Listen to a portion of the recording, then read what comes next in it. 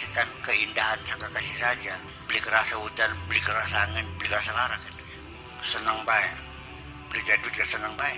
Nah ini maksud saya ingin menjelaskan bahwa indah melupakan segala-galanya. Keindahan itu bisa melupakan segala-galanya.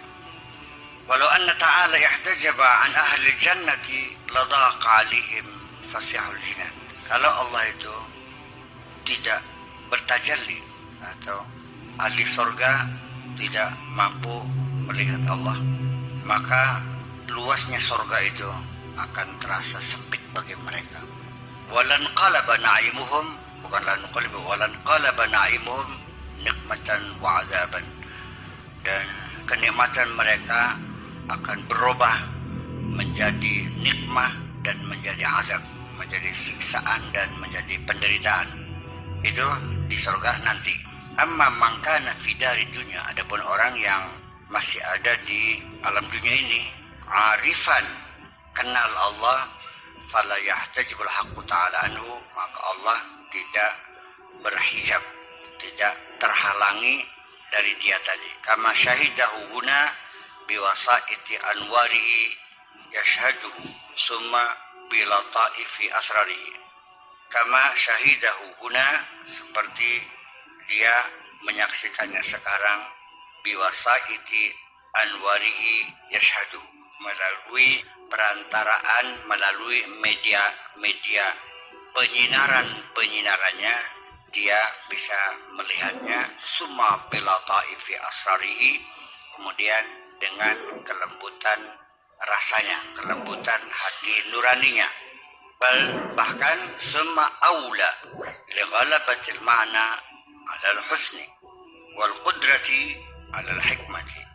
Kemudian dari situ dia akan berpaling, akan terfokuskan karena ghalabatil ma'na 'ala al-husni. Lalu dia akan terfokus pada kesaksian kepada Tuhan itu karena didominasi oleh makna terhadap keindahan tadi.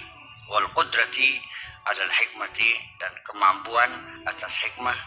Wa amma man kana mahjuban fahuwa summa aidan mahjubun. Qala ta'ala, adapun orang yang di dunia ini mahjub, maka di akhirat pun dia akan menjadi mahjub, tertutup. Wa amma man kana huna mahjuban fahuwa samma wa huwa samma aidan mahjubun.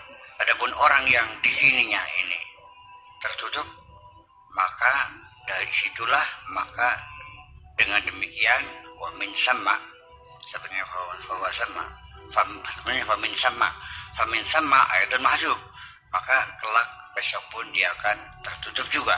Qala ta'ala, ya, kalau bisa bahwa fahuwa sama, famin sama, sebetulnya pakai min, famin sama, bahasa Arabnya begitu.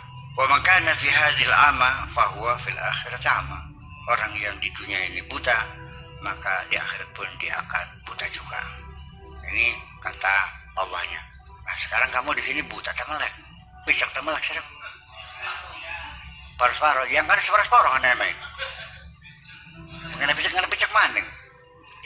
Ya artinya bahwa sungguh sangat tidak masuk akal juga. Mata punya tapi tidak bisa memandang. Telinga punya tapi tidak bisa mendengar. Hati punya tapi tidak bisa memahami. Ulaika kalana, pada karo sapinya kita. Balhum adallu, bahkan lebih sesat lagi daripada binatang ternak. Ya, ini artinya bahwa Allah mengisyaratkan kepada kita bahwa mata itu fungsinya untuk melihat, telinga fungsinya untuk mendengar, hati untuk memahami.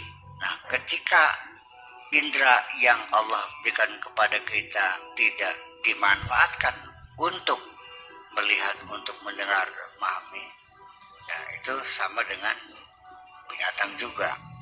Sesungguhnya, saya katakan lagi, mata kita sehat bisa melihat. Kenapa mata bisa melihat? Kenapa saya bisa melihat Kang Bad, bisa melihat Pak Joni, bisa melihat Awan? Kenapa? Ya karena mata sehat. Tidak juga. Ketika lampu saya matikan, saya tidak bisa melihat kamu kok. Ketika dalam keadaan gelap gulita, apa yang bisa kita lihat? Kamu bisa melihat nggak? Kenapa nggak bisa melihat? Berarti mata bisa melihat harus ada sinar.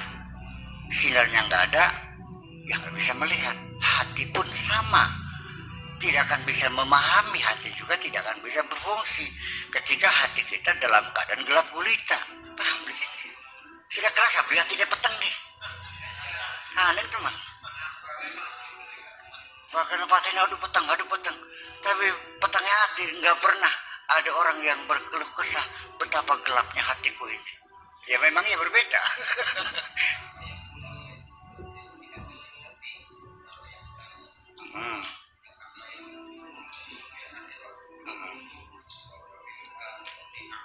Sama apa?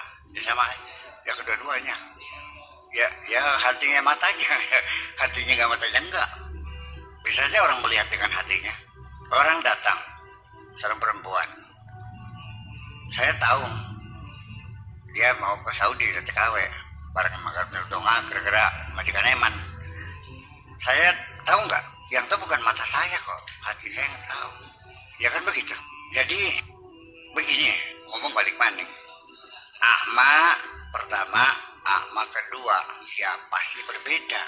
Kata itu tidak ada kepastian maknanya, kecuali kita tahu bagaimana kata sebelum dan kata sesudahnya. Beda kalimatnya, kata itu beda artinya. Seperti hatta ka'annaka tarahu fa in lam takun tarahu fa innahu yaraka. Fa in lam takun tarahu, fa'ilnya adalah mukhatab anta. Fa innahu yaraka, fa'ilnya adalah Allah Subhanahu wa ta'ala dzul jalalah. Melihatnya manusia dengan melihat Allah ada berbeda. Jadi kalimat ro'a ketika fa'ilnya berbeda, ya maknanya berbeda. Ya kan begitu. Apa? Yusalluna ala nabi. Allah berselawat, malaikat berselawat, manusia berselamat. Beda yang ngomong, beda makna. Si ngomong umurnya beda, maknanya beda. Tempatnya beda, maknanya beda. Waktunya beda, maknanya beda. Dan seterusnya. Ini makanya kajian kita ini sesungguhnya perlu pemahaman, pengembangan. Kanjeng Nabi sendiri ketika bicara kepada seorang sahabat, ini apa umumul lafzi, apa khususul lafzi? Kan banyak memang itu. Nah ini tidak berlaku umum, ini khusus. Nah itulah dari tinjauan itu masih global. Nah kalau kita kan kajian psikolinguistik itu kan sudah terfokus bahwa ketika yang diajak bicara berbeda, pasti nuansa maknanya berbeda. Ya. Dan Nabi juga punya kira-kira dan sangat cerdik sekali bicara dengan intelektual berbeda dengan orang bodoh. Maka ketika Nabi berbicara kepada orang-orang seperti Bilal, seperti Yasir bin Ammar, bahasa budak-budak beli orang bodoh, maka kita melihat Nabi ngomongnya sangat sederhana sekali. Tapi kalau melihat Ali, seperti terlalu dalam dan tidak mudah untuk sekedar diterjemahkan seperti biasa. Nah ini kan seperti contoh aja. Dunia sijilul mukminin wa jannatul kafirin. Kita ngomong kepada orang intelektual, kepada orang bodoh, salah paham kan ini. Jadi pembenaran untuk umat Islam bahwa melarat wajar karena sijilul mukminin. Bodoh, melarat, tukaran baik, ya pelanti, penyakit dulu, ya wajar yang artinya yang penjara. Saya beli enak ya lo, udah beli, udah paham. Ya, seperti itulah kira-kira.